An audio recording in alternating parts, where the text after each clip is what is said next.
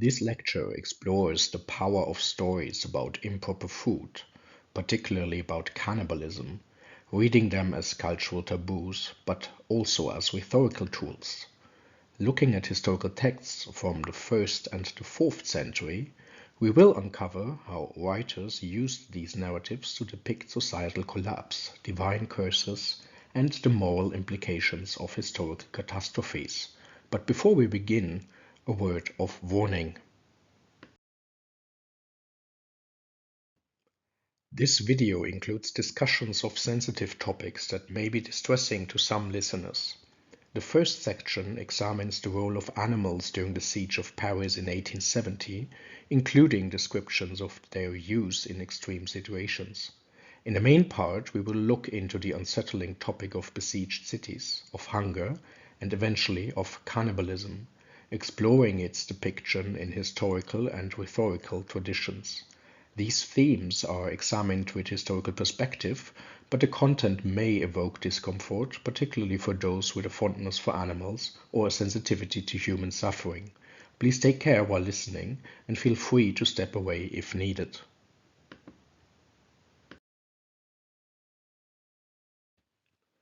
A wonderful place to spend a Sunday afternoon in Paris in the 1860s was the Zoo in the Jardin des Plantes on the rive gauche of the Seine in the 5th arrondissement. It was founded in 1794, shortly after the French Revolution, with animals from the former Royal Zoo in Versailles. Today, it prides itself to be the second oldest zoological garden in the world after Schönbrunn in Vienna, and the oldest one which was under a scientific leadership, whatever this means.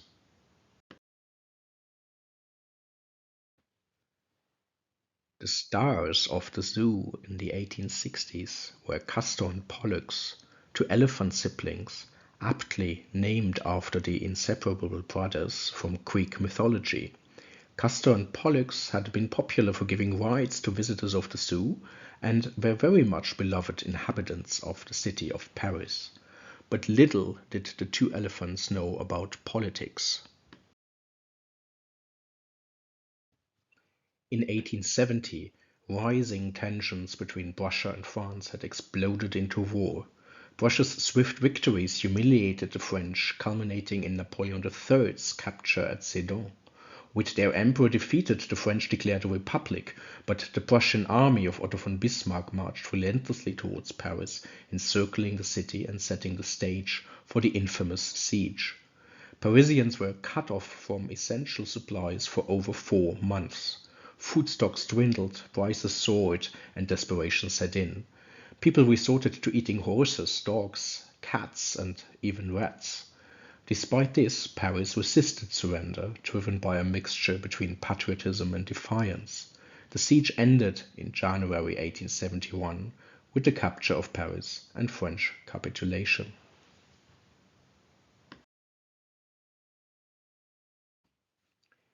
But in winter 1870 the siege was not over, and the Parisians were reverting to what we encounter in many accounts about sieges and famines at any time in history, to improper food, eating plants, objects like leather, or animals that are not normally consumed. This illustration from an account about 20 years after the end of the siege shows a stall at a market selling rat, cat, and dog meat. It might come as a surprise that some sources report that rat was the most expensive of these, which must have had something to do with the quality of its taste. One source recounts that towards the end of the siege, even the poodle, the most beloved canine pet of the rich Parisians of this age, could no longer be seen on any of the streets of Paris.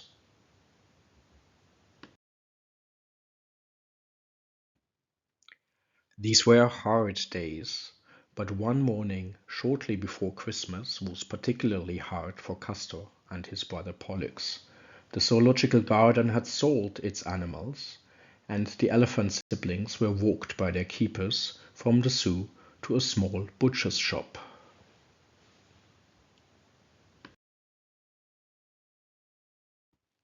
Their buyer was the Boucherie Anglaise, and we know that their butcher was a certain Monsieur Desbos, not a particularly British name, and not a French name either.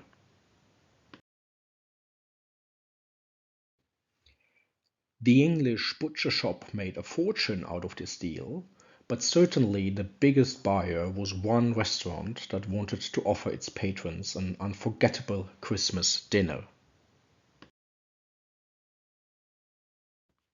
This high-end restaurant offered a menu featuring animals from the zoo of the Jardin des Plantes.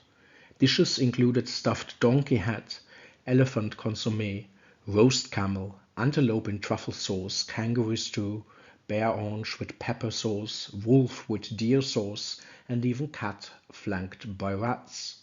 These exotic meats were transformed into fine dining fare, symbolizing both the desperation and culinary ingenuity of Parisians during the siege. One of the many observers of the siege of Paris wrote a diary from which we learn that the fancy dinner was perhaps not as delicious as it may have sounded to some, but then these were exceptional times.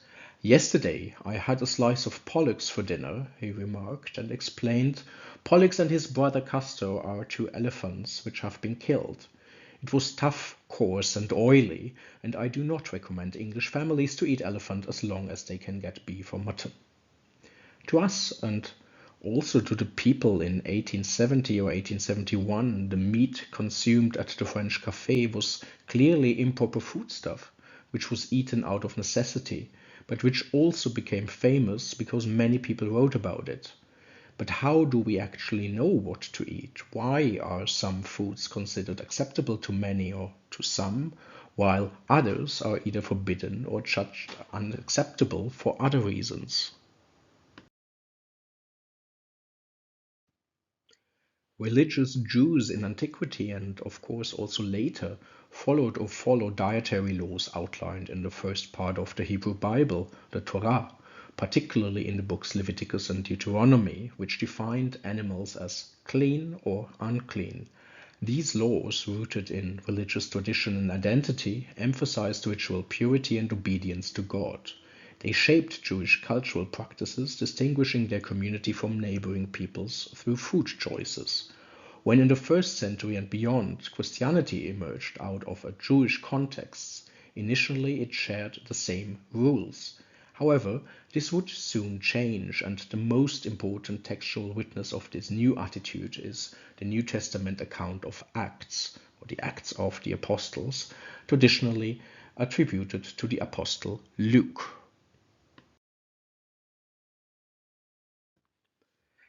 Chapter 10 in Acts marks a pivotal moment in Christian history, reflecting a profound shift in early Christian thought.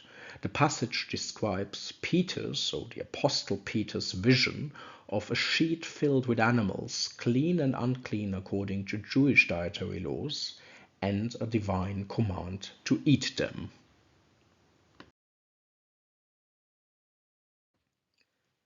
And Peter became very hungry and would have eaten.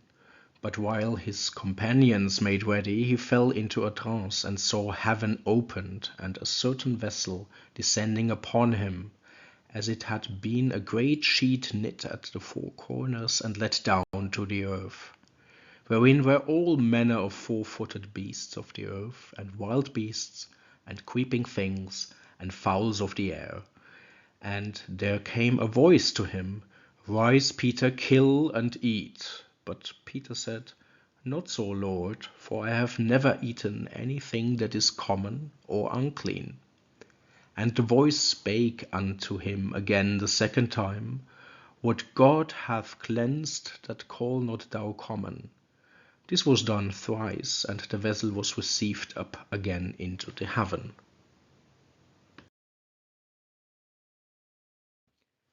In regards to this story, the historical context is crucial to understanding its revolutionary implications.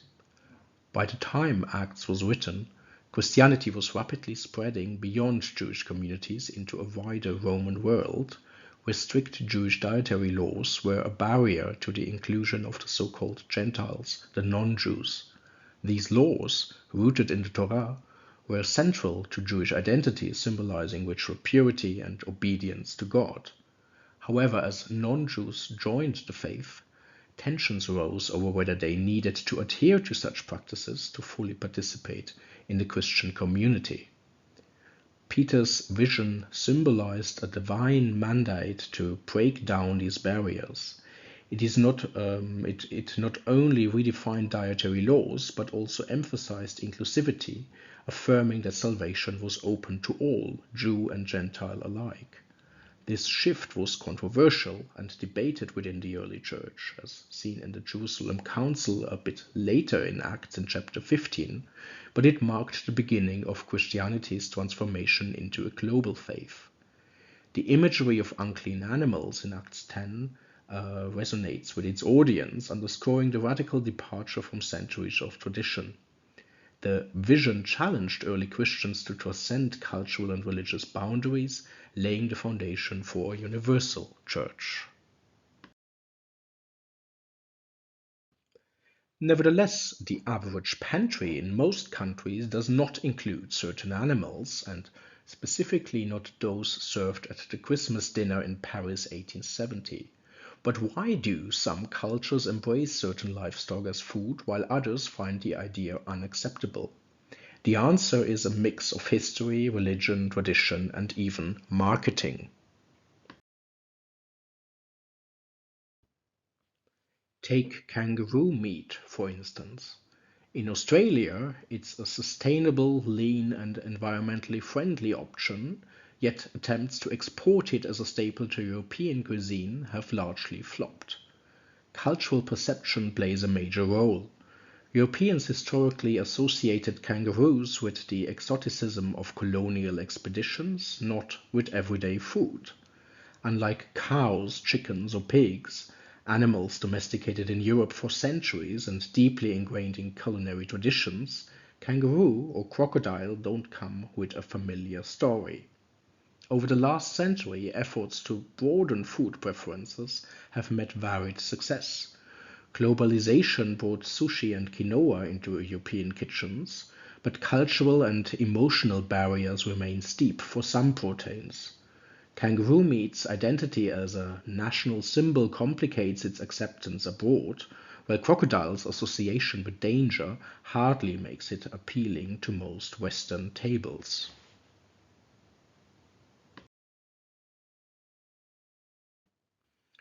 And the case is fundamentally different for cannibalism. Cannibalism constitutes one of humanity's strongest taboos, rooted in deep cultural, moral, and psychological boundaries. Across nearly all societies, consuming human flesh is seen as a violation of the sanctity of the body and the dignity of human life. This taboo often stems from religious beliefs where the body is considered sacred or tied to the soul. Additionally, cannibalism undermines social cohesion, reducing trust and stability within communities. Nevertheless, reports of cannibalism have, throughout the ages and ranging from fairy tales to historical accounts, sparked the interest of the readers. Perhaps precisely because of the taboo, certain moments in history are also quite well researched, not least in popular media, when journalists find these stories and republish them because they know that this will attract a readership. In 1846, the Donner Party, a group of American pioneers heading west, became stranded in the Sierra Nevada mountains during one of the harshest winters on record. Trapped for months with dwindling supplies, desperation pushed some survivors to cannibalism, consuming the bodies of those who had already perished. This horrible decision haunts American memory as a stark reminder of the thin line between civilization and survival. The story became infamous not just for its horror, but because it challenged the romantic ideal of westward expansion. The media sensationalized the tale, cementing it as a cautionary legend of human resilience and fragility. In the winter of 1941, Nazi-occupied Athens descended into an unprecedented famine. Blockades and requisitions left the population starving, and thousands perished each week. Among the horrors, whispers of cannibalism spread, an accusation that reflected the depths of despair. While some of these accounts were likely exaggerated or unfounded, they reveal the human need to make sense of the unimaginable suffering. Stories of alleged cannibalism became both a symbol of the city's collective trauma and a tool of wartime propaganda, highlighting the extreme cruelty of occupation. They also expose how starvation erodes not just bodies, but the moral fabric of society.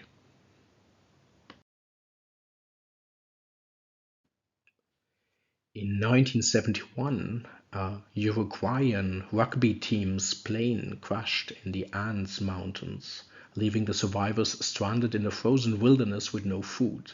Facing certain death, they made the agonizing decision to consume the bodies of their deceased teammates. This case, immortalized in the book Alive, continues to captivate because it forces us to grapple with uncomfortable questions about survival, morality, and the human spirit. I believe that this case study varies a bit from the previous ones, perhaps because of the media coverage in the 1970s and beyond. Unlike the other cases, this story was styled to emphasize unity and courage in the face of unimaginable odds. The survivor's reflections transformed this ordeal, to a certain extent at least, into a tale of human endurance, challenging the boundaries of cultural taboos. These cases fascinate us not just for their horror, but for what they reveal about human nature under extreme conditions. Cannibalism, as a last resort, confronts the boundaries of morality, survival, and our shared humanity.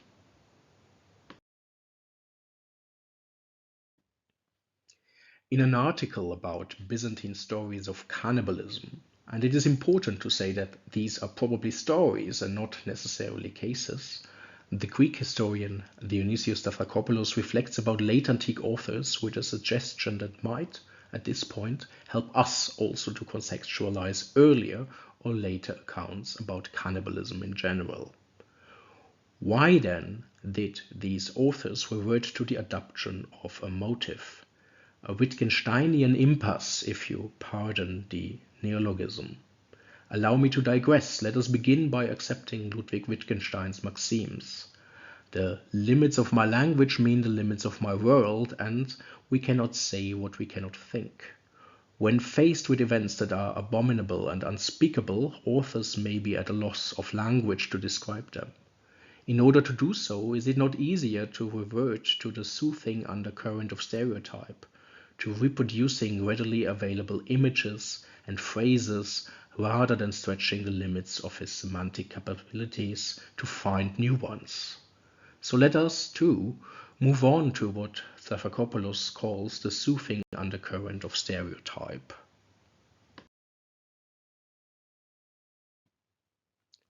The first place to look for this, if we want to focus on antiquity, might be the works transmitted under the name of Quintilian. Quintilian, who wrote in the second half of the 1st century AD, was one of Rome's greatest teachers of rhetoric and a pioneer of educational theory. Born in Spain, he rose to prominence in Rome, becoming the first teacher to receive a state salary for training speakers, orators. His main work, the Institutio Oratoria, is a 12-volume guide on rhetoric, blending practical advice with a strong emphasis on the orator's moral integrity. The study of Quintilian's works was part of the ancient school curriculum, and his writings were thought to be so important that very soon works by his disciples or mere forgeries were also transmitted under the name of the famous author. One of these works are the Declamations of Pseudo-Quintilian, which in contrast are a collection of rhetorical exercises, often dramatic and morally charged, designed to train students in persuasive argumentation.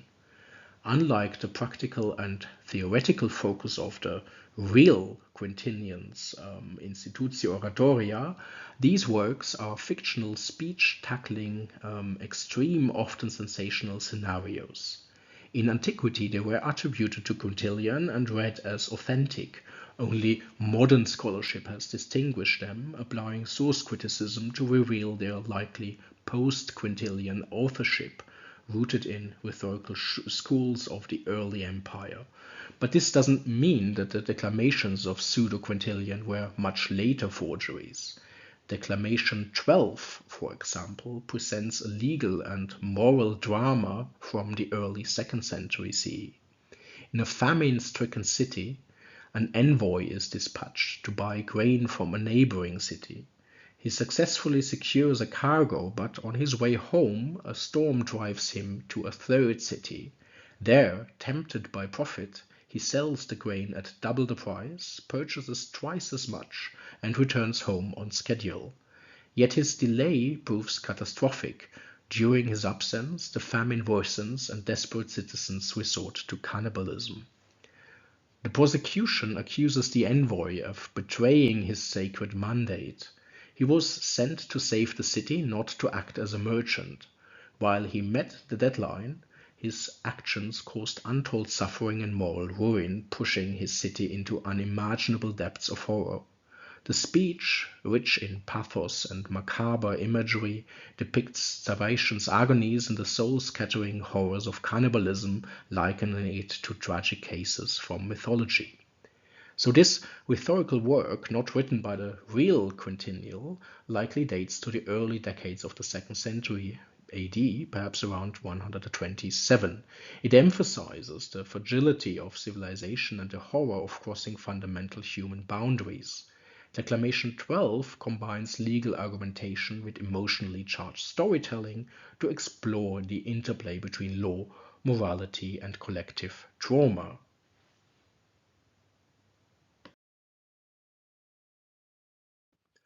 One man of whom we know that he had read the works of Quintilian, which certainly means that he read the authentic works, but probably also a large amount of spurious works, and perhaps, but we cannot say this with certainty, also Declamation 12 by pseudo-Quintilian, was the late antique theologian Jerome.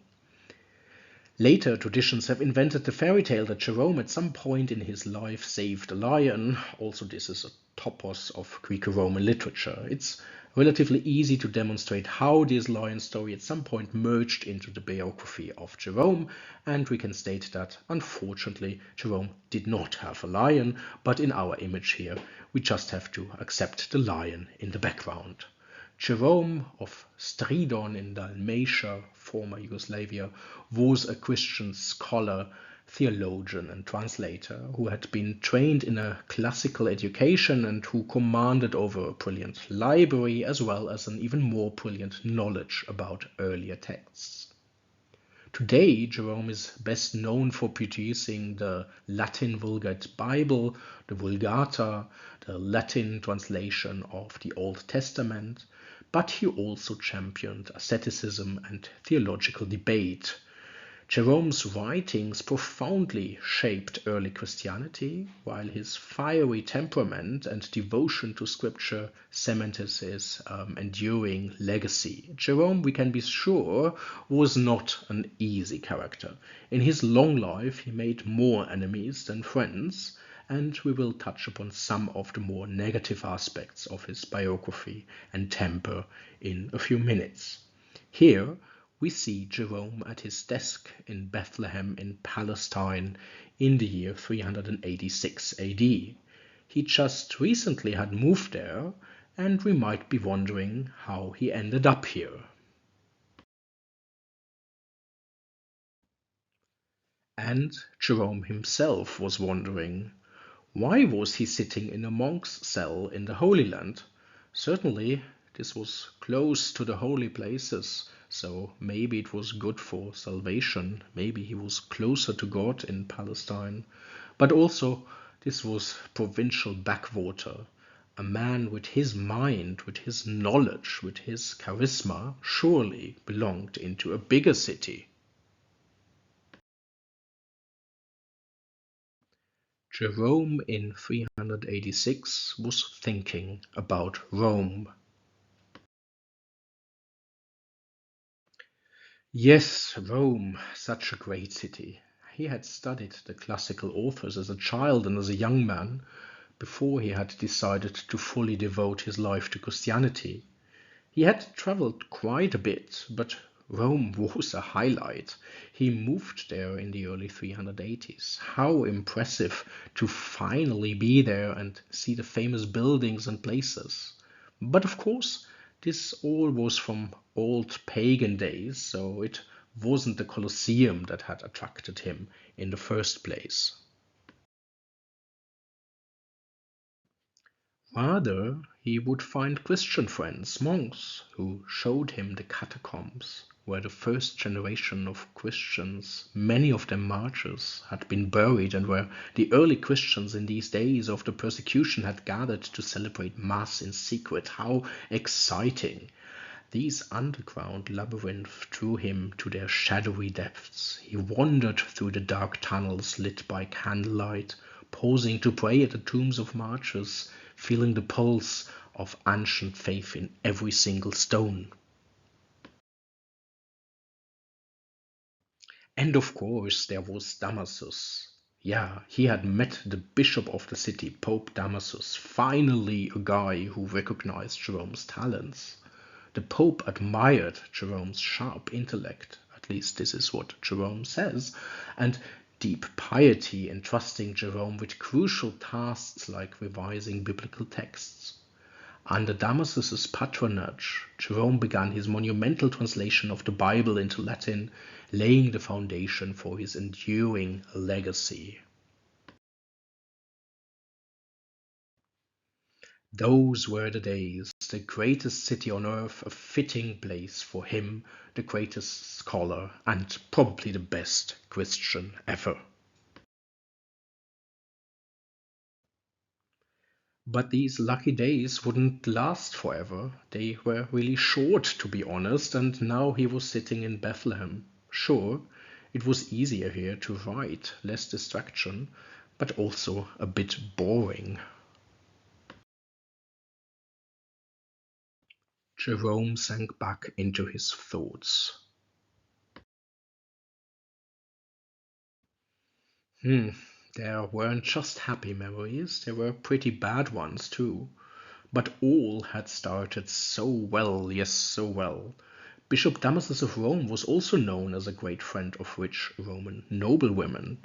A contemporary non-Christian author had critically called Damasus the ear spoon of the old ladies, so to say the Q-tip of the 4th century.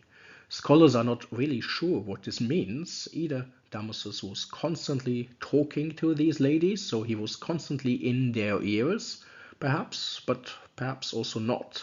It meant something dirty, God forbid, or, and this is probably the most likely interpretation, Damasus was really good in talking to these gullible ladies and wrangling a lot of money out of them.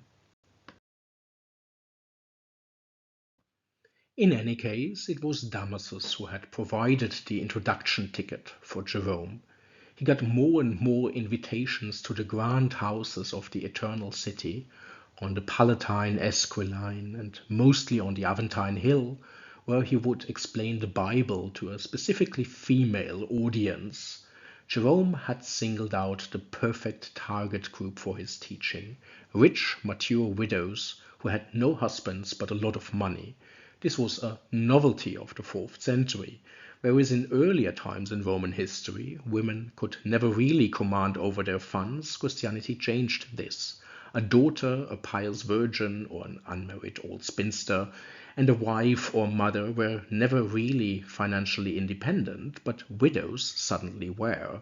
And these widows really were excited to listen and learn. Such a great group of followers. Some of them even began to study Hebrew in order to understand the true meaning of the Old Testament. Jerome was really proud of them. Greek and Latin they would, as members of the elite, of course, know very well already. And these luncheons and dinners at the Aventine Hill. His noble friends, Marcella, Paula, Azella, Fabiola, Furia, Theodora, Salvina, Dubia, Pacatula, Georgia, they really knew how to host a party. Fried dormice, flamingo tongues, antelope steak. At one dinner, they even had an elephant freshly brought in from Lutetia. No, wait, this was a different story. And stop! Regardless of the vision of St. Peter that we have seen earlier, luxurious food was bad, really bad, Jerome remembered. After all, he, Jerome, the greatest thinker, greatest scholar, and greatest ascetic that ever walked this earth, firmly believed the end of the world that he was walking was near. This assumed truth shaped his views of worldly activities like feasting or reproduction, that means sexual intercourse. They were nothing less than distractions from salvation. Earth was just a temporary realm, rightfully overshadowed by the promise of eternal life. Only by rejecting material pleasures and bodily desires one could properly prepare for the return of the Messiah. And Marcella, Paula, Azella, Fabiola, Furia, and all the others, they needed to realize this as well. But yes, these were glorious days in Rome. Jerome was able to convince his group of noblewomen to change their lifestyles and to finance his scholarly career even better. They exchanged their silken robes for coarse monastic habits. One by one, they transformed their grand houses into monastic communities. No more expensive makeup with lead to make the skin whiter, no more pearls from the Red Sea, no more visits to the hairdresser.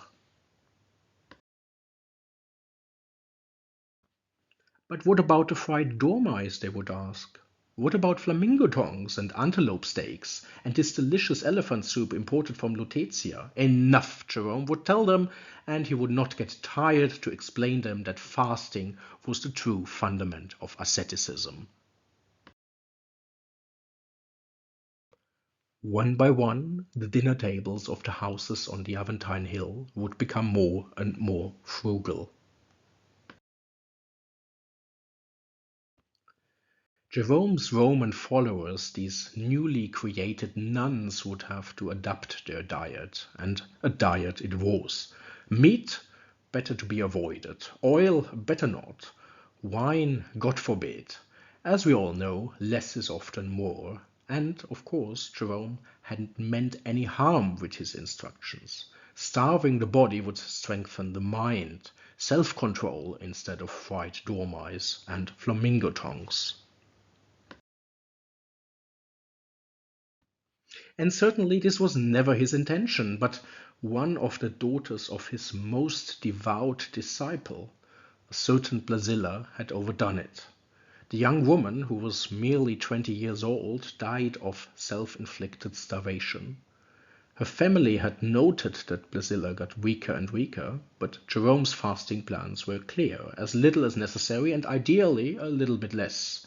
We don't want to assume that Jerome wasn't saddened by the death of Blasilla, but in terms of his reputation as the number one ascetic leader of Rome, well, this was really bad publicity. Really, really bad. Of course he felt sorry, but why had Blasilla so strictly followed his advice in the first place? Those were guidelines only, and surely this couldn't possibly be his fault. At least, Jerome hoped, during the Pompa Funebris, the ancient Roman funeral procession for Blasilla, her family members might man up and get their things together. Alas, of all people, Paula, Blasilla's mother, became so overwhelmed by grief that she collapsed during the procession and had to be taken away unconscious. A publicity disaster, because half of the city had come to pay their respects to Blasilla. Oh, these Romans, hypocrites, now they would make him, Jerome, responsible for what had happened? Pamphlets circulated that such despicable monks, and Jerome knew that they meant him, should be stoned to death and thrown into the Tiber. Perhaps it was time to say goodbye to the eternal city? But after all, his sojourn there had started in such a promising way. He urgently needed to talk to Paula, the grieving mother of Blasilla. After all, had Paula not always been the most faithful and most gullible of all the Roman ladies he had cast his spell over? Sure, she wasn't as rich as Marcella, for example, But if he, the greatest ascetic leader, was to establish himself elsewhere, the necessary funds had to be procured before he left the city. It's hard to believe, but Jerome succeeded. He could talk sense into Paula. At least this is how he would have seen it.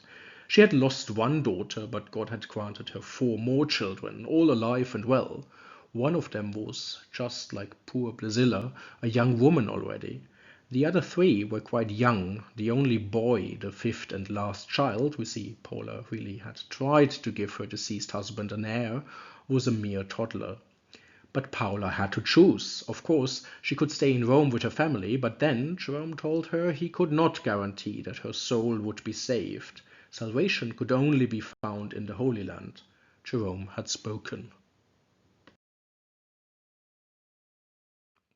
And then the moment had arrived. Jerome had already left Rome a few days before Paula, on a different ship sailing from a different harbor. They had to be careful. Jerome's enemies in Rome, the people who didn't like his ascetic ideas, had spread rumors that there was something going on between Paula and him, so better not raise any suspicion. But in the last days of 385, Paula then boarded a ship at the harbor of Ostia. With her on board was her second daughter, who wanted to join her mother and Jerome on their way to the Holy Land. On dry land at the harbor were Paula's remaining 3 children. Jerome later described how the little boy stretched out his hand to reach for his mother. But, to quote Jerome, Paula's love for God was greater than her love for her children. So she turned her head around and didn't look at the crying baby ever again. A true Christian hero she was in the view of Jerome. Clearly, parent of the year 385 AD went to Paula of Rome, who soon would become Paula of Bethlehem. Yes, his thoughts revolved around such things: the harbor, the city, and now Bethlehem.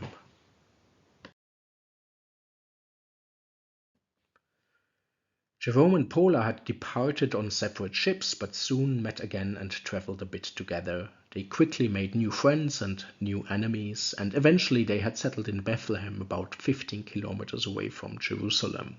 The fresh mountain air of the Judean hills helped a bit, but Jerome couldn't forget how the people of Rome had treated him. He was just about to finish a book on which he had already worked on while he was still living in Rome, a translation of an earlier work by a certain Didymus about the Holy Spirit. Books need introductions, and the introduction to this book would provide Jerome with a space to rant about all those that had mistreated him. He writes, "While I was an inhabitant of Babylon," and he calls the city of Rome now here with the name of the sinful, cursed city of the Apocalypse, a settler in the land of the scarlet-clad whore, again employing an image from the book of Apocalypse, and lived under the law of the Quirites, that is in Rome, I dedicated the work that he's writing here, translating here, to the pontiff of that city. When on a sudden," and now he employs another image, another story from the Old Testament, which does not really concern us here now, "when on a sudden that pot which Jeremiah saw after the almond rod began to seethe from the face of the north, and now it gets important, the whole senate of the Pharisees raised a clamor."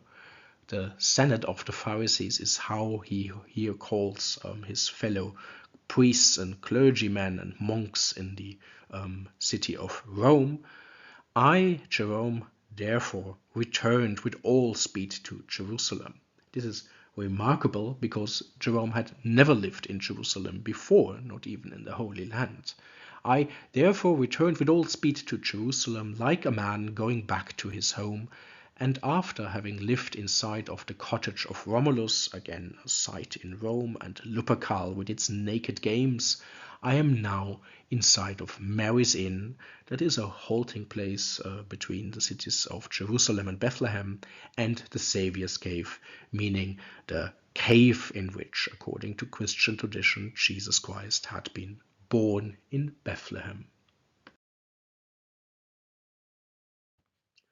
Scholars have wondered why Jerome was so angry.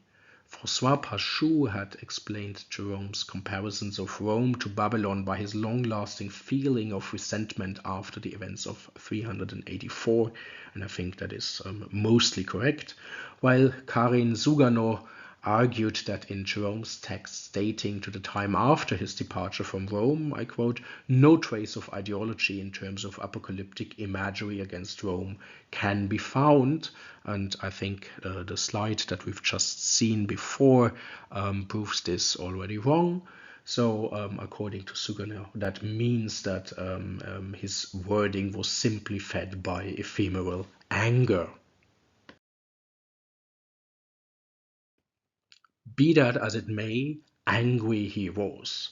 Sure, to his friends in Rome he would write that this, the Holy Land, was the only place one could find salvation.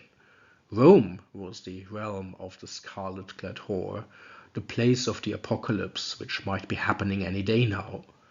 But in the little town of Bethlehem, his funds were running out. Paula had some money, but after they built the monasteries, two of them, they hadn't really thought through that one should also keep some reserves to run these places. Sure, they would occasionally host visitors from Rome or from other places, rich people who were expected to leave a considerable donation, but this was very, very uncertain. They needed food and candles so that he could work at night. And more important than food, he needed books.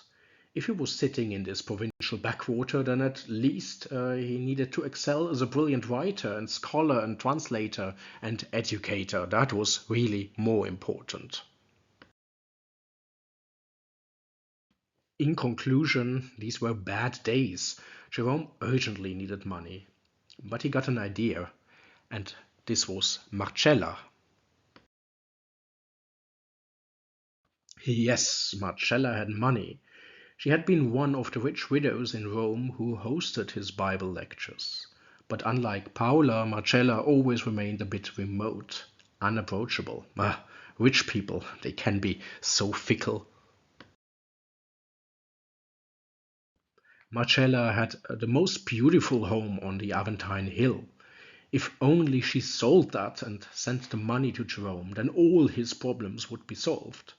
But Marcella had other plans.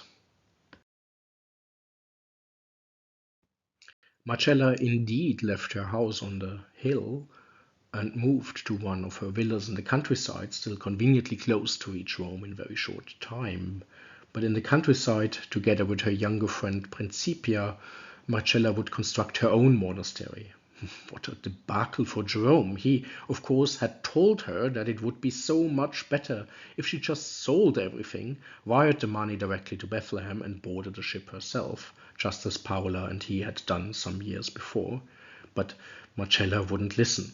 Yes, he had to write to Marcella again and again and again. While Marcella would have preferred to spend some Christian quality time in peace in her estate outside of the walls of Rome with Principia, Jerome's constant letters encouraging her to travel to Bethlehem must have become more and more annoying. But he just would not give up. Eventually, Marcella must have written a letter making it clear to Jerome that she had no intention whatsoever to relocate to Bethlehem. In these days when such a letter arrived in Bethlehem, Jerome needed all the emotional support he could get. Marcella had disappointed him very, very, very much, and as so often, Jerome got angry. One day he would think Marcella would understand that she had committed a grave mistake, a very grave, terrible mistake. And this day would come, and in this case, Jerome was right. Between 408 and 410 AD, Rome was every year under siege. The attacker was called Alaric, and in a simplifying way we call his troops the Goths, the Western Goths or Visigoths, while in fact his armies were a rather multi-ethnic group of various, mostly Germanic people. The sieges of Rome by Alaric and his troops marked a turning point in the decline of the Western Roman Empire. Driven by unmet demands for lands and payments, Alaric's forces encircled the city 3 times, cutting off supplies and instilling fear. The first 2 sieges ended with negotiations and heavy ransoms, including gold, silver, and pepper. But in 410 AD, frustration boiled over and Alaric's forces breached the city walls, sacking Rome for the first time in 800 years. Though brief, the sack symbolized the empire's vulnerability and the unraveling of Roman dominance. The Goths would roam the streets, plunder whatever they could get, and they would not stop at churches or monasteries, and soon they also entered Marcella's former country house in which she was living her monastic dream near Rome, not in safe Bethlehem.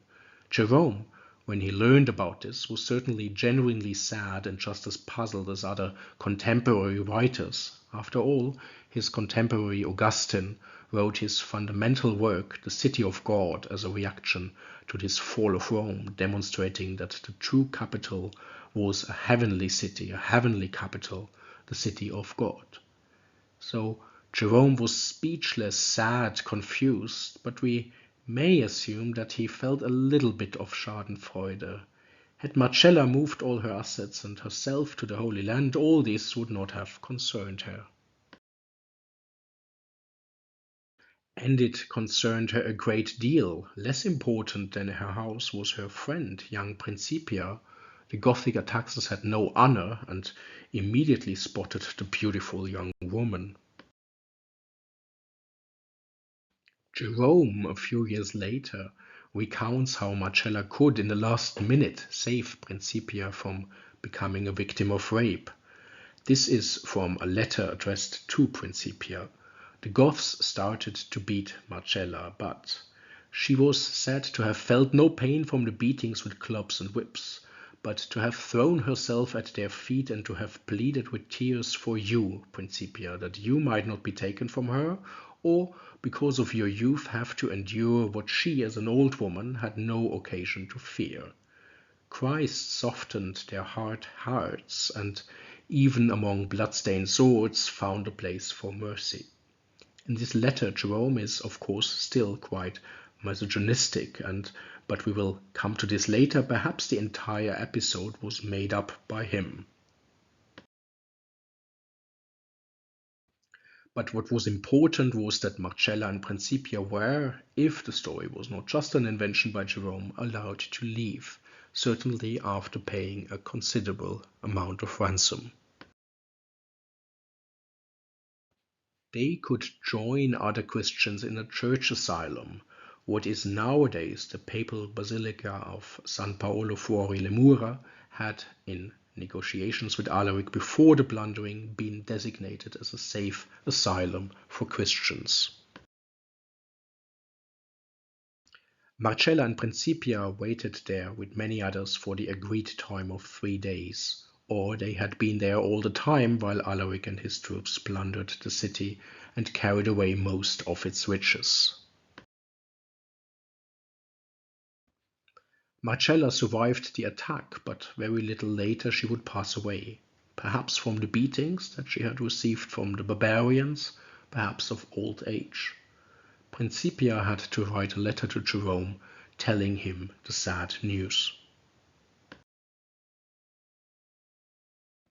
When Jerome received the letter, he was shocked. This perhaps explained why it took him 2 years to reply to Principia. We have already learned that Jerome did not have the nicest character. Another reason why perhaps it took him so long to pen a letter to Principia was that he needed to process the fall of Rome. On the one hand, this was a turning point in Roman history, and Jerome, as well as his contemporaries, perceived this as a fundamental crisis. But Jerome was still angry. He had a remarkable talent for holding grudges, and in this case, as in others, he had no problem with still hitting his enemies even after their deaths, when they couldn't anymore answer his attacks with a reply. Now, Marcella was clearly never a true enemy, but I do believe that her decision to not support the monasteries and the writing career of Jerome in the way that he had wanted her to do so resonates in the letter that Jerome wrote to Principia. The text and the episode with the invasion of Marcella's Villa Cum monastery outside of Rome was already a quote from this letter. This letter is styled as a biography of Marcella, recounting her entire life, but with a focus on her last year during the siege of Rome, and of course with a focus on how pious this lady was living in a very sinful city. Jerome never ceased to kick at the eternal city, the city that once rejected his genius. In this letter, Jerome would write a sentence which perhaps, if it comes down to a sentence level, was the most famous and most quoted one that he had ever written. He remarked how his voice broke in his throat, how he was not capable to utter the words that he was dictating for his letter, but then they came out in a most beautiful chiastic composition. Captured is the city that once captured the world. The entire letter was meant to be a consolation for Principia. However, these letters were, already at the time of writing, never meant to be directed only to the officially intended recipient in private. Antiquity had a different understanding of letters, of writing them, of reading them, and of publishing them, in the case that the author thought the writing brilliant and important enough to share them with the world. And this was certainly the case for Jerome and his obituary of Marcella. So we have to imagine that several copies were sent out to Rome, not only to Principia, who, in our perception, would have been the sole recipient. No, Jerome would send out many copies to all the friends in Rome and elsewhere, primarily to show them how much respect he had for Marcella, but also because he had an agenda with this piece of writing. And we can detect this agenda in how he styled the siege. One of the most chilling parts of Jerome's account is his description of the famine that struck during the siege. He wrote of people so desperate that they turned to cannibalism. Mothers, he claimed, ate their own children. A horrifying image that Jerome used to show just how far humanity had fallen. To him, this wasn't just a story of survival, it was a moral and spiritual catastrophe. A catastrophe which was, as we shall see, turned to his advantage, a story that allowed him to lash out against the eternal city and its inhabitants more than a quarter of a century after he had been driven out of Rome. Jerome surely was a man who knew how to hold a grudge. Jerome was, of course, not the only author who covered the siege of 410. We have already heard of Augustine, who wrote The City of God as a reaction to the events of 410. But Jerome was the only one mentioning this topos of the mother eating her own baby. Other authors would allude to cannibalism, that's true. The most explicative of them was perhaps Zosimus. Zosimus, who wrote in the late 5th century, so quite some time later, and who certainly did have his very own agenda that doesn't concern us here, perhaps has the most vivid account.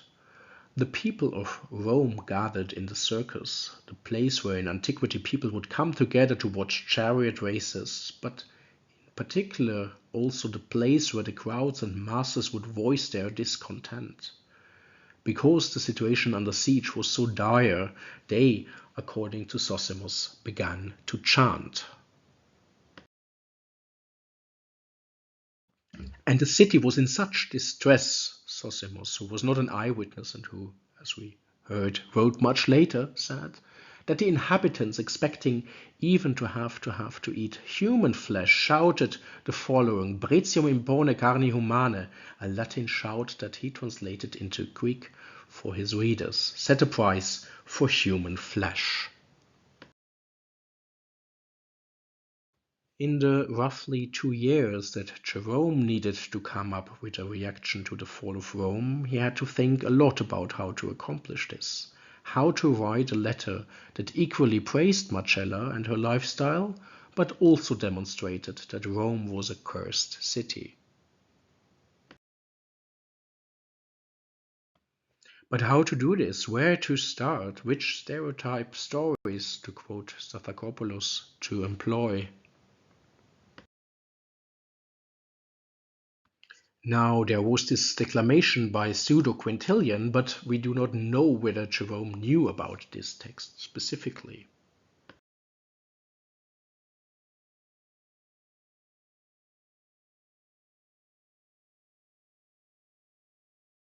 Sure, he had studied Quintilian, the real Quintilian, we would say today, and he had styled his rhetoric along the models that his orator had come up with, but for Jerome's letter on the fall of Rome, he needed more powerful tools. No, when Jerome was thinking to write about the conquest and the destruction of a great city, he needed a fitting story that served his purposes.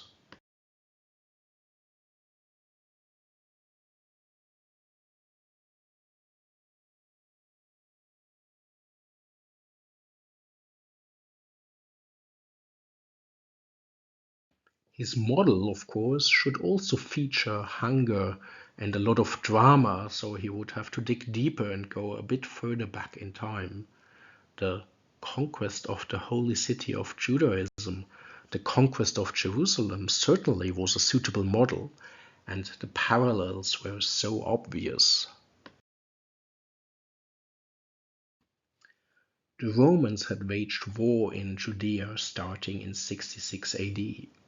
From a purely Roman perspective, which Jerome would have taken regardless of the current grudge he held against the city of Rome, the Jews were insurgents, they had rebelled and deserved punishment.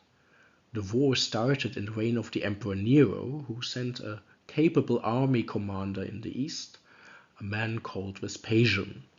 During the war, of course, Nero was forced to commit suicide. Various generals fought for the throne, and it was this man, Titus Flavius Vespasianus, who would eventually win the purple.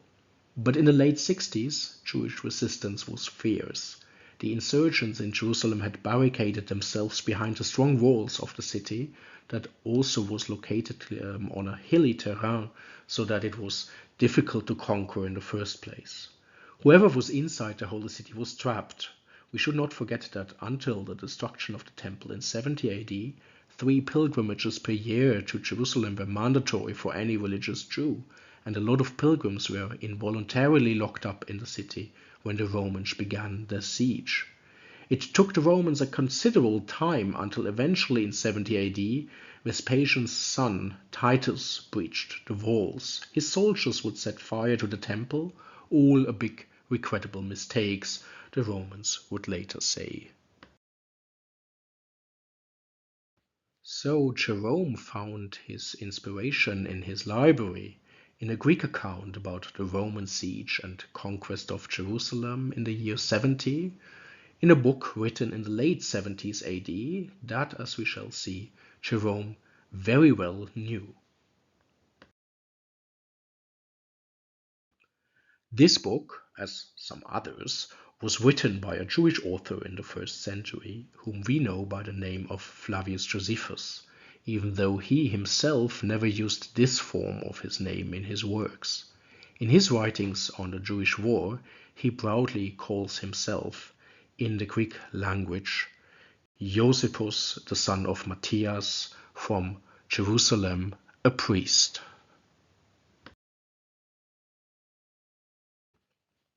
And in the 70s of the 1st century, Josephus too was thinking about the past and about the days of his youth, just as Jerome had reflected about Rome in the 380s.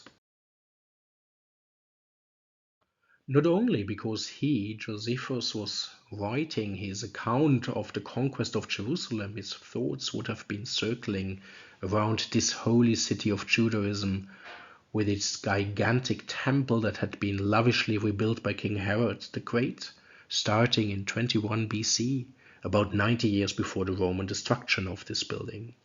Josephus made it clear at the beginning of his work that he was born in this city, and, so much we can deduct from his own works, that his birth must have occurred at some point between September 37 and March 38 AD.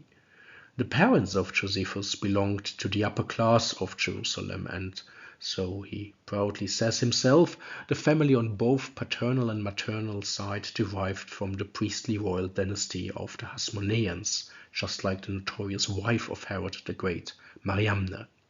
Josephus's father, Matityahu, or Matthew, or Matthias, belonged to the first of the 24 orders of priests in the Temple of Jerusalem. Ah, yes, the temple, an institution more than a building, a symbol of the faith, a symbol also of his, Josephus's, younger years.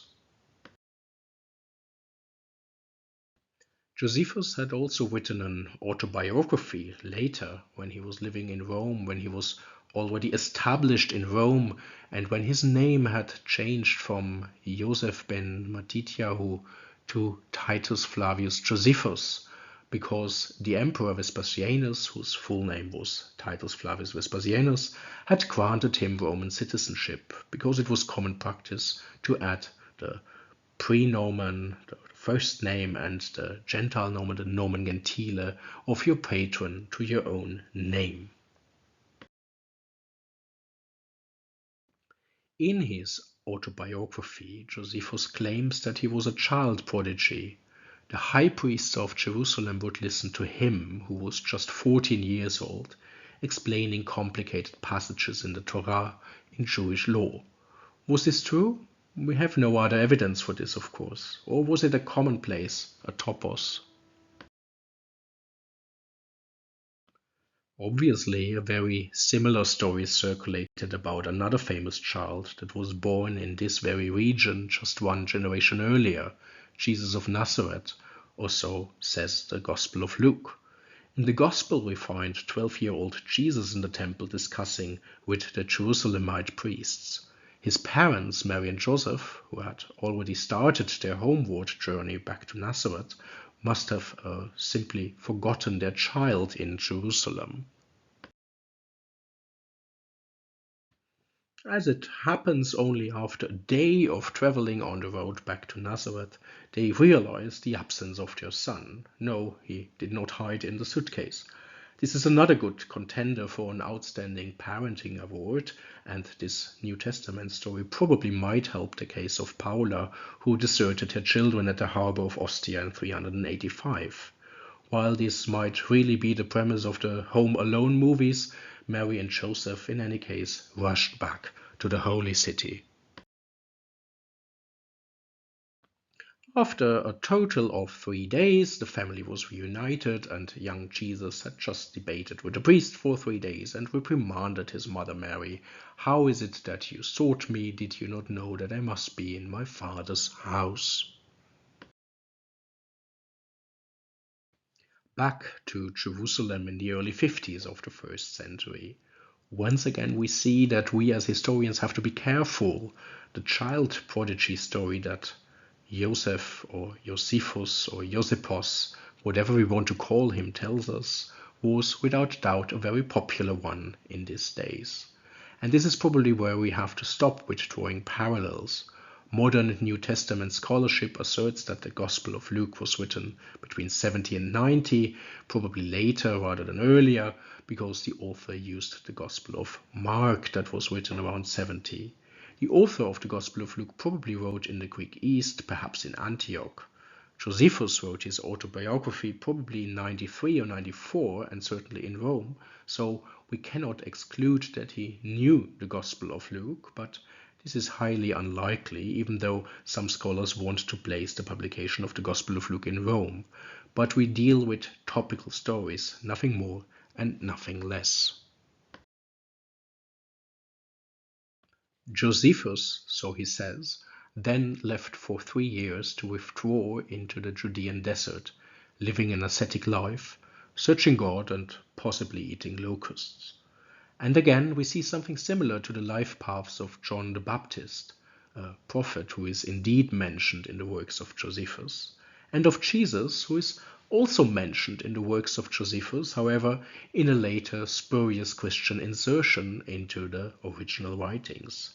This is a case which shall not interest us here, but let's just accept that this later Christian insertion, which was believed to be genuine by Christians in late antiquity, in the Middle Ages, and way into the 19th century, massively increased the sale numbers of Josephus's works. Too bad that copyright was not yet invented, or, to put it more seriously, it was the reason that the writings of Josephus were copied in Christian monasteries simply because one was so proud to have a testimony confirming the sheer existence of Jesus Christ in a text that was not part of the Christian gospel tradition. Some scholars, however, have also argued that Josephus completely invented his desert story only because this topic was exactly the stuff that his Graeco-Roman audience wanted to read. Again, we do not know. Let's just believe him, but in any case, Josephus re-emerged at the age of 19 and, as was to be expected of him, became a priest in the temple in Jerusalem. Once again, the temple of Jerusalem, a pious life of prayer, sacrifices, a regular life dictated by rules, religious obligations, by times of the days, by days of the week, and by the festivals in the course of the year. This could have been it for Josephus, but there were some more unexpected happenings following in his life. But Josephus kind of dismisses the time between 57 and 63 in his autobiography, yet these were exactly the years leading up to the riots against Roman supremacy if, in contrast to how I presented this before, we take the position of the Jews in the province of Judea, or as they would have called it in Eretz Israel. There had been earlier riots, Jews revolting against Roman rule, killing Roman officials, tearing down statues of emperors, and these things that the Romans naturally despised. But in the early 60s, this behavior was perhaps more justified, since the highly unpopular Roman procurator of Judea, a certain Gessius Florus, a man who had brutally quelled Jewish resistance against Roman rule, also had taken money from the treasury of the temple in Jerusalem and had claimed it for the emperor. But there were also religiously instigated conflicts. Several individuals were hailed as the Messiah. HaMashiach, the Anointed One, was the savior of varying groups of Jewish people who was thought to accomplish predetermined actions such as rebuilding morals, unifying the 12 tribes of Israel, and eventually announcing the world to come. Some of them, from a Roman perspective, were more prone to instigate people to riot. Others, perhaps, were more peaceful. What is important for us as historians is that Jesus of Nazareth was just one of many who were, in the first century, but also later, hailed as the Messiah. For Roman rule in Judea, this was a constant cause of nuisance, and the procuratores in the first century would try their best to take ruthless action against these men and their followers. These were all topics that Josephus described in his books, but in those passages dealing with the time before the outbreak of the war in 66, he did not mention anything about his own involvement. For his career, however, we have to go back one step. We have, if we remember, left Josephus briefly before this digression as a newly installed priest in the temple in Jerusalem. However, already in 63 AD, he was entrusted with an important mission. A group of fellow priests in the temple had been arrested by Gessius Florus's predecessor, the procurator Marcus Antonius Felix, and these Jewish priests had been sent as prisoners to Rome, where the Emperor Nero should decide about their fate. Josephus was deemed suitable to be part of a Jewish embassy to the capital in order to free these imprisoned priests. Rome was a different place than Jerusalem, the biggest city on earth, bustling with life, trade, culture, impressions, temptations. Josephus suffered a cultural shock. A series of shocks for sure. People constantly bumped into him on the streets, not recognizing his authority as a priest of the greatest temple in the world. He continuously got lost in the big city. The few phrases of Greek that he had memorized in Jerusalem and on the boat proved not helpful at all. It's just the accent, he would tell himself. That's why they don't understand me. And his Latin, that was very regrettably very non-existent. Romanes eunt domus.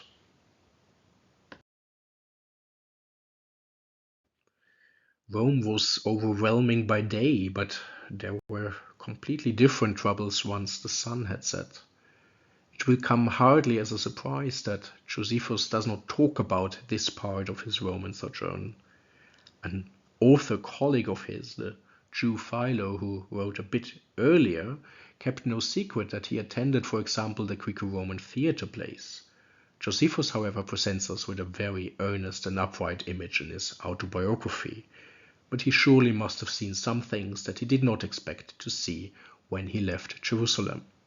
But then, wasn't he just in a very innocent way, after all, on his way to a Shabbat dinner at the house of a Jewish merchant, a contact that his priestly colleagues had arranged for him?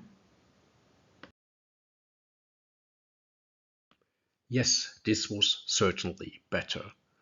During daytime, Josephus had seen the most exotic fruits on the market, but were they kosher?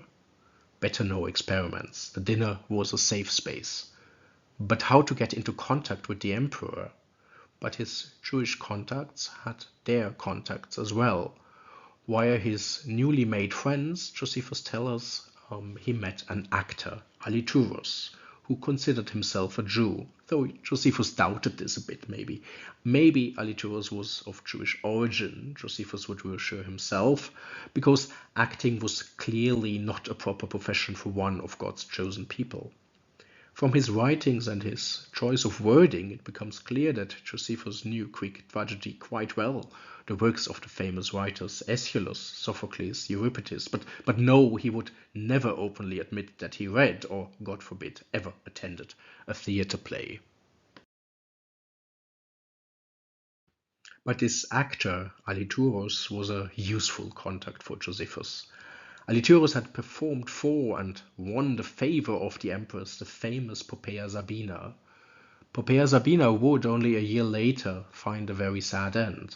While she was pregnant with Nero's child, she would quarrel with her husband, who eventually kicked her so hard that she and the unborn child died. At least this is what Tacitus and Suetonius say, two authors who, one has to say, were not particularly fond of the emperor. But now in 63 or 64, Poppaea was very much alive and influential. Aliturus managed to get Josephus an invitation to a dinner at the Domus Transitoria at Nero's palace before he had built the Domus Aurea, his golden house that he had constructed after the fire of Rome in 66 AD. But here at this dinner, there were way too many people. How should Josephus ever get close to the empress? Whatever. It was an impressive evening in any case, and strangely delicious dishes these Romans served at this palace. Fried dormice, flamingo tongues, antelope steaks. Rumor had it that they had even imported elephant freshly brought in from Lutetia in Gaul. No, wait, this was a different story. And stop, none of these dishes were allowed to be consumed by Josephus. For Josephus, the son of Matthias from Jerusalem the priest. What a waste of time. But a bit later, Josephus was invited again, this time at a more private event, only 100 guests or so. Aliturus was performing his newest play, and Josephus eventually managed to talk to the empress, who promised to mention the matter of the incarcerated priests to her husband. Poppaea, and because of her Josephus, were effective. The Jewish priests were released from captivity, and Josephus's mission was a great, great success. Together with the prisoners, Josephus boarded a boat to Rome. He had learned a great deal in the Roman capital. Perhaps his Greek had gotten better. He may or may not have gotten into contact with Greek theatre plays, and we might want to think that he thought more highly of Aliturus, who had done his bit, that Josephus could start his homeward journey, assuming that his priestly colleagues in Jerusalem would hail him a diplomatic hero. By the way, Josephus, as a priest, would also have known that antelope steaks offered at Poppaea's party were potentially kosher, because antelopes have split hoofs. No chance to try the fried dormice, though. Not only do dormice not have split hoofs, they are also rodents, which, along with reptiles and amphibians, were explicitly forbidden for Jews to eat. While Josephus was sailing back and was perhaps wondering how fried dormice would taste, the riot that had started in Judea was inevitably leading into what would be known, not least to Josephus as the author, as the Jewish War. Josephus provided us with two slightly varying stories in his writings, but soon after 66 he advanced to yet another completely new position, but now he would fulfill his task with considerably less bravura. The Jewish resistance fighters knew that the Romans would initially invade the country from the north. Therefore, the safekeeping of the Galilee was of utmost importance. Josephus the priest, Josephus the diplomat, not yet Josephus the writer, turned into Josephus the army commander. He defended a rather small fortress in the Galilee called Jotapata. Again, there are some gaps in Josephus' CV. We don't know what he did, especially between December 66 and May 67, before he was defending Jotapata. Some scholars, especially Seth Schwartz, suggested that Josephus was acting as an independent warlord, perhaps not the most successful one. If this is true, he was thus less a representative of Jewish state or resistance order than a symptom of political chaos. Vespasian, the future emperor, was approaching towards Jotapata, and at the same time Josephus might have gotten the idea that this would be a good place to entrench himself.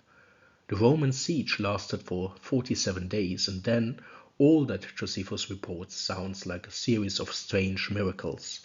How he got out of the besieged city that was conquered by Vespasian, and also some other things. The strangest of the other things was how he hid in a cistern, how he met there a group of 40 people from Jotapata, and how he, now Josephus the mathematician, convinced them to join a macabre counting out game. Eeny, meeny, miny, mo, catch a tiger by the toe. The game that Josephus claims to have invented is actually a mathematical problem. Google it, it's called the Josephus problem. This game includes nothing less than standing in a circle waiting for execution. The first man is spared, the second man in a row or sequence would execute the third, the next one was spared, the following one would execute the one after him, and so on and so on. The last survivor would have the undignified task to commit suicide, strictly forbidden in Judaism. Well, perhaps Josephus' own claim to have been a child prodigy was true, but we don't know whether he was indeed a genius. According to his account, 2 men survived, another one, and of course he, Josephus himself. Perhaps because suicide was strictly forbidden in Judaism, perhaps also because of a little bit of opportunism, the last 2 decided to surrender to the Romans. And then the miracle tale continues. Josephus met the army commander Vespasian. The year was still 67, and the Emperor Nero was still very much alive. we now meet a different persona, Josephus the prophet. He claims that he predicted to Vespasian, the armor commander and faithful friend and subject of the reigning emperor, that he, Vespasian, would become emperor very soon. From a strategic point of view, this was a very clever prophecy. Vespasian was either clever enough to laugh about it and grant an amnesty to Josephus, or Vespasian was as credulous and gullible as Paula, Jerome's friend in the mid-380s, and felt genuinely flattered by this spontaneous act of soothsaying. In any case, this was the beginning of a great friendship, or, as we should rather say, a great patronship. Of course, the incredible aspect of this strange prophecy, about which, of course, only Josephus writes, was that it became true. Josephus traveled in the entourage of Vespasian and then, a bit later, of Vespasian's son Titus. The father had, after he learned about Nero's suicide in June 68, more pressing matters to attend to, namely, to become the next emperor. But even after Flavius Vespasianus and the Flavian house was securely installed in the city of Rome, Josephus, now called Titus Flavius Josephus, a Roman citizen, continued to enjoy the patronage of Vespasian and his son and his successors, Titus and Domitian. We know that the imperial family gifted the Jewish former priest, diplomat, warlord, army commander, and math genius their old residence in Rome. So this really must have been a very important and esteemed client for the new dynasty. Josephus would, of course, deliver. In his writings on the Jewish war, we read only good things about Vespasian and his son Titus. Remember the destruction of the temple, that once had been so important for the life and fortune of Josephus. This certainly, the destruction wasn't the fault of Titus. The temple was destroyed as a necessary collateral damage. There is one last thread that we need to follow. Josephus did not say very much how he moved on from a Jewish resistance fighter to become a client of the imperial house of Rome, the former enemy. In his work, he appears also as a protagonist between his captivity and the fall of Jerusalem. He styles himself as a prophetic warner who tries to convince his fellow people who are trapped behind the walls of Jerusalem to give up. He also styles the various Jewish groups that held Jerusalem against the Romans as rebels and traitors. Now, even when he himself was such a rebel, from a Roman perspective, there were other warlords that he openly detested. However, what is important for us to note is that at this point that all Jewish leaders, after Josephus had been captured by the Romans, or after he had deserted to the Roman side, are presented as extremely wicked and godless people. I have argued in an article, and will argue in the rest of this video, that when Jerome, in the time between 410 and 412, was wondering how he should find the right words to write about the siege of Rome, he was thinking about Josephus and his account on the siege of Jerusalem. Moreover, this was not about the right words only, this was about the right motives, stereotypes, topoi, all mixed up with a clear intention, namely to demonstrate that Rome was a cursed city. Jerome could do this because he had carefully studied Josephus's account, and he had noted something that perhaps not many readers before or after him had understood. Jerome had analyzed Josephus, and it was exactly this that gave him the tool to turn his seemingly pitiful and compassionate description of the fall of Rome into a vitriolic attack. Any ancient reader of Jerome's letter could well have seen parallels to the siege of Jerusalem in 70 AD, and on a superficial level this was not very difficult. Josephus reported on the subsistence crisis that forced the Jews in the besieged city to eat footwear, hay, or the leather skins of their shields. But for reasoning that This was not yet the worst consequence of famine, and for his reporting on it, the author Josephus saw need for an elaborate justification. But why do I describe the shameless impudence that the famine brought on men in their eating inanimate things, while I am going to relate a matter of fact, the like to which no history relates, either among the Greeks or barbarians? It is horrible to speak of it and incredible when heard. I had indeed willingly omitted this calamity of ours, that I might not seem to deliver what is so portentous to posterity, but that I have innumerable witnesses to it in my own age. We will come back to this justification by Josephus in a bit. This passage, in which Josephus continues to announce that he is telling the tale, he uses the Greek word logos, so he's telling the tale for the sake of his home, is followed by the story of a woman called Mary, the daughter of Eleazar, or Lazarus in Latin, from the town of Betetsuba in Transjordan. This story is, apart from the interpolated part mentioning Jesus Christ that I have mentioned before, the passage of Josephus's work that has been cited the most by later writers. Mary could flee to Jerusalem with her child, where the few remaining belongings of the once wealthy woman were stolen by the henchmen of the rebels. A dreadful agitation took possession of the woman, according to Josephus, and hunger had already cut through her heart and brain, to quote Josephus. Worse than hunger, anger and rage became advisers of her distress, which eventually made Mary act against nature. Snatching up her son, who was a child sucking at her breast, she said, O thou miserable infant, for whom shall I preserve thee in this war, this famine, and this sedition? As to the war with the Romans, if they preserve our lives, we must be slaves. This famine will destroy us even before slavery comes upon us. Yet are these seditious rogues more terrible than both the other. Come on, be thou my food, and be thou a fury to the seditious varlets, and a byword to the world, which is all now wanting to complete the calamities of us Jews. Now we shall see why it is important to come back to how Josephus had introduced this passage before.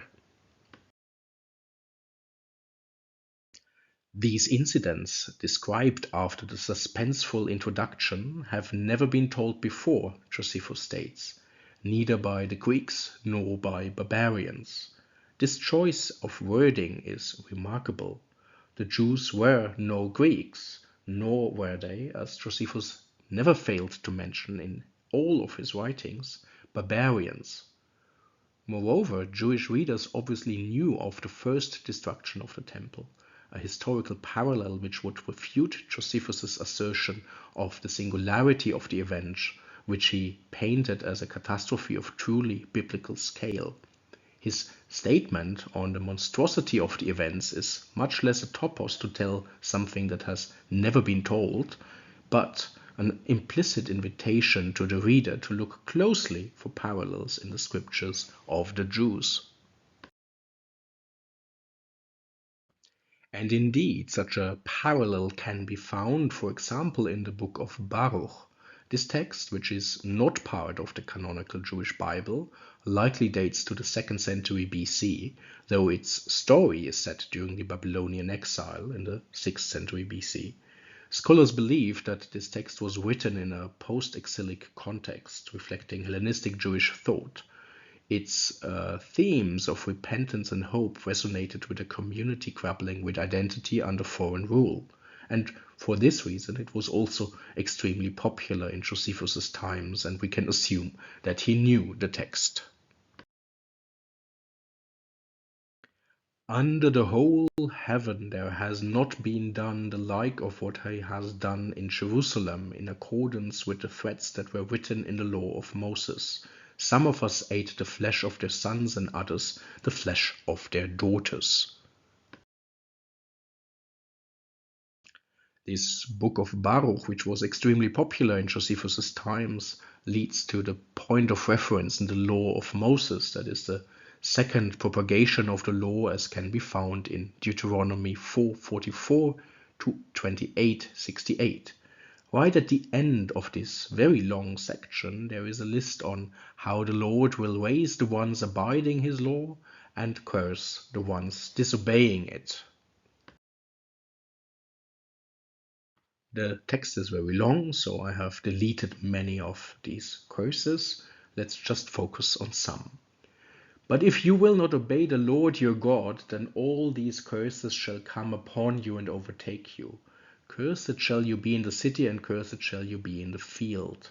The Lord will cause you to be defeated before your enemies. You shall go out against them one way and flee before them 7 ways. You shall become an object of horror, a proverb, a byword among all the peoples where the Lord will lead you. You shall have sons and daughters, but they shall not remain yours, or they shall go into captivity. Aliens residing among you shall ascend above you higher and higher, while you shall descend lower and lower. Because you did not serve the Lord your God, you shall serve your enemies, whom the Lord will send against you in hunger and thirst, in nakedness and lack of everything. The Lord will bring a nation from far away, from the end of the earth, to swoop down on you like an eagle, a nation whose language you do not understand, a grim-faced nation, showing no respect to the old or favor to the young. Probably the most terrible curse of the entire list can be found in the next 2 verses. And they, your enemies, will besiege you in all your cities until your high and fortified walls in which you trust come down throughout all your land. And they will besiege you in all your cities throughout all your land which the Lord your God has given you.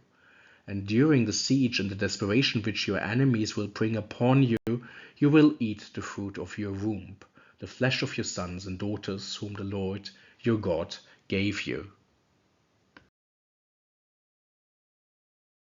So, do we assume that Josephus, when he wrote that such terrible things as the ones he told about Mary and her baby child that she cooked, simply forgot or ignored parallels as strong as these?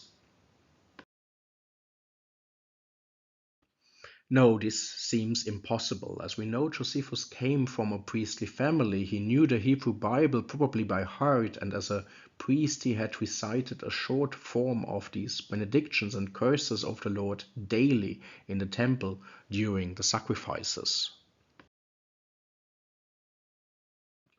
A third parallel can be found in the second book of Kings concerning a siege in Samaria, when a king is so shocked to learn that 2 women cooked the child of one of them and were fighting about killing the other one, that he wore sackcloth as a sign of mourning in hope of averting the danger.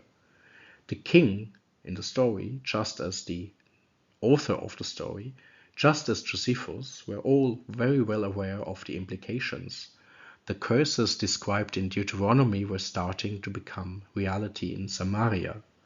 Josephus takes on the identical position in this episode of Mary, even though the transgressions of the insurgents in Jerusalem are beyond all possibilities of penance. It's too late. Via the episode about Mary, Josephus managed to describe the dramatic beginning of Jerusalem's demolition to his Graeco-Roman reader on the one hand, and point out to his potential Jewish readers, on the other hand, that the rebels have desecrated the temple, the heart of Jewish religion, and have led the people astray. Josephus was forced to tell the terrible tale of the downfall of his own home city and styles himself as a chronicler for the sake of his home city. In Josephus's argumentation, Jerusalem, captured and defiled by the rebels, had become a cursed city, lost beyond all hope, which had to be wiped out by God, whereby the Romans merely acted as the executors of a divine judgment. This is what Jerome had understood in the 380s, 90s, or early 5th century days. His attempts to move Marcella to follow his example and leave the sinful city of Rome and to relocate to Palestine had remained fruitless, as we all remember. Throughout her life, Marcella stayed in this 4th century Babylon, but having to witness the actual downfall of her hometown shortly before her death gave Jerome an opportunity to apocalyptically write about Rome in his letter. This time, however, he didn't need to write about the scarlet-clad horror of the apocalypse as he had done in 387. The purpurata meretrix, the scarlet-clad horror, was not even and no longer necessary because the siege of Jerusalem, as described by Flavius Josephus in biblical dimensions, offered Jerome an appropriate template for his own version. It is beyond question that as the translator of the Bible, he knew the curses from Deuteronomy. There is also no doubt that Jerome was familiar with the writings of Flavius Josephus, whom he called a Graecos Livius, a Greek Livy. He had read them in total and incorporated them as the most important non-Christian source throughout in his works. Often he prompted his readers, Lege Josephi Historiam, read the history book by Josephus. Whoever did so could easily decode the image of the child-eating mother in his letter. That this mentioning is more than a topos manifests itself in Jerome's commentary on Ezekiel, written between 410 and 414.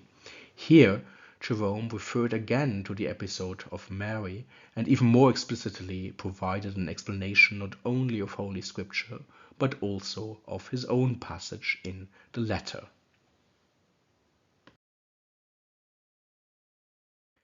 Therefore, in the middle of Jerusalem, fathers will eat their children, and children will eat their parents. I will inflict punishment on you and will scatter all your survivors to the winds. In italics, I've placed here the excerpts from the Bible that Jerome is commenting in this commentary on Ezekiel. So he explains, such we can also find in the curses of Deuteronomy, especially in the following place. Those who honor me I will honor, but those who despise me will be disdained. For those who honored him, he himself honored, but those who despised him were despised by the Lord and guided down into the nothing. From this followed, as he said, that they were absolutely brought down, not by God, but for their deeds and sins. We read in the book of Kings that the son was devoured by the mother, overmastered by hunger. Also, Josephus commemorates in his book, Fall of Jerusalem, many such things. We see that a biblical commentary is not a very simple text. In Josephus's account, the reported events connected with biblical texts opened new indications to further parallels, which can almost all be discovered in Jerome's description of the capture of Rome and its connection to Deuteronomy 28. Even more than for the Jews in 70 AD, the following curse must have felt overly accurate for the situation of the inhabitants of Rome in the year 410. We have seen the passage before. The Lord will bring a nation from far away, from the end of the earth, to swoop down on you like an eagle, a nation whose language you do not understand, a grim-faced nation, showing no respect to the old or favor to the young. That the troops, united by Alaric, did neither spare the elderly, senes in Latin, nor children, parvuli, could be proven in Jerome's letter, when the looters hit the aged Marcella with clubs and whips, while young Principia had to fear for her innocence. This depiction does not demonstrate Jerome's compassion for the fate of his friends. It is rather a rhetorical necessity to present the biblical dimensions of the siege. The statement of Marcella bravely stepping in towards the looters and thereby saving her protégé from rape is probably only Jerome's rhetoric. It can be assumed that Marcella too spent the 3-day pillaging of the city safely in the previously arranged asylum from the very beginning of the siege onwards. References like the Deuteronomic curses can also be found in other letters, such as the one written to Rusticus in the year 410. Here, Jerome wrote that his pen pal would wander his homeland, which, however, was not his home anymore as he had lost it. One might, for example, think of Deuteronomy 28:63. You shall be plucked off the land, the Lord will scatter you among all peoples, from one end of the earth to the other. Only shortly after, even if Jerome has exaggerated this in his preface to the Ezekiel commentary, a flood of homeless from the west would knock at the gate of the monastery in Bethlehem. Jerome's implicit remark in his letter had come true. Rome had turned into a cursed city.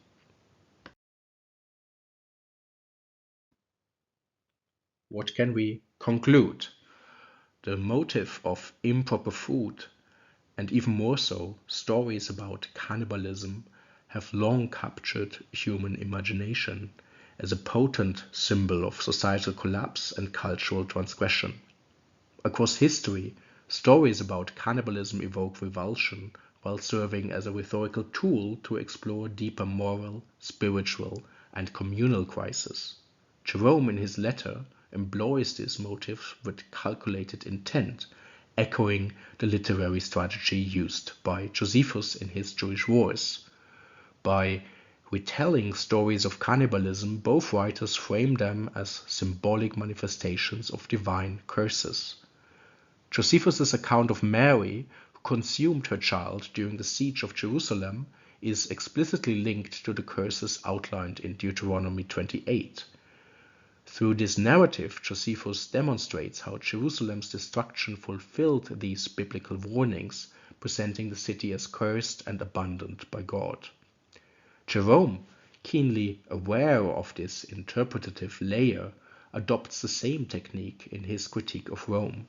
By paralleling the siege of Rome in 410 with the fall of Jerusalem in 70 AD, and with the curses in Deuteronomy 28, he argues that Rome too had become a cursed city. Jerome could do so because he had carefully studied Josephus and had discovered the secret hints that Josephus had inserted for his Jewish readers, that a Christian reader like Jerome would also understand. In what initially appears to be a compassionate letter about the plight of his Roman friends, Jerome also provided his readers with subtle hints, urging them to study Josephus, to uncover his damning critique of the city. I hope I could show that such a literary approach underscores the enduring importance of examining the history of motives and sources. Both Josephus and Jerome invite their readers to interpret their works not at face value, but as a part of a broader historical biblical panorama. In doing so, they reveal how motives like cannibalism serve as powerful rhetorical devices to illuminate divine judgment and human failure, demanding careful engagement from their audience, regardless whether this audience lives in the 1st, the 5th, or the 21st century. On the next slide, you will find a very short bibliography, and you might like to stop the video if you want to have a closer look at these titles.